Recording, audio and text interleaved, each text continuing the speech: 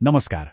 आजको यो छोटो विश्लेषणमा हामी नेपालको शेयर बजारको एउटा एकदमै रोचक भनौँ न अचम्मै लाग्दो तथ्याङ्क खोज्दैछौँ। बजारमा छिर्ने लाखौँ मानिसहरूमध्ये वास्तवमा कतिजना चाहिँ अहिले साँच्चीकै सक्रिय छन् त? यो कुरा सायद हामी धेरैलाई थाहा नहुन सक्छ। ल, आज यो तथ्याङ्कलाई एकदमै सरल तरिकाले बुझौँ है त।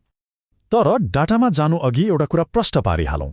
आज हामीले हेर्ने यी सबै तथ्याङ्कहरू आधिकारिक वित्तीय सल्लाहकार संस्था स्मार्ट क्यापिटल गुरुबाट लिएको प्रमाणिक डाटा हो। त्यसैले यो जानकारी एकदमै विश्वसनीय र अप टु डेट छ भन्ने कुरामा ढुक्क हुनुभयो हुन्छ। ल, अब सुरु गरौँ शेयर बजारमा प्रवेश गर्ने पहिलो खुड्किलोबाट। हेर्नुस् त, हालसम्म दर्ता भएका कुल डिम्याट खाताहरूको सङ्ख्या कति छ?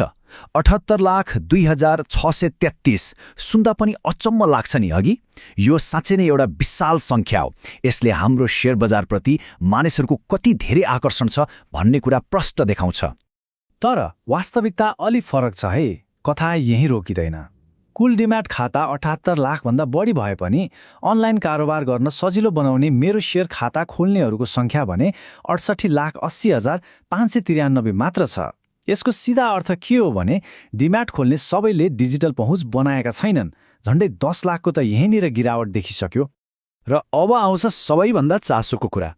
बजारमा निरन्तर सक्रिय रहनेहरूको वास्तविक सङ्ख्या चाहिँ कति हो त? हेर्नुस्, कुल सक्रिय मेरो शेयर खाताहरूको सङ्ख्या केवल 50,52,386 रहेको छ। एकातिर 78 लाखको डिम्याट दर्ता अनि अर्कोतिर जम्मा 50 लाखको सक्रियता। यो 50 लाखको सङ्ख्या नै हो जसले अहिले हाम्रो शेयर बजारलाई चलायमान राखेको छ। ल, अब यी तीनवटै तहलाई एकै ठाउँमा राखेर हेरौँ त। तस्बिर आफैमा एकदमै स्पष्ट हुन्छ। कुल डिम्याटबाट मेरो शेयर हुँदै सक्रिय प्रयोगकर्तासम्म पुग्दा सङ्ख्या कसरी स्वाट्टै घटेको छ, होइन त?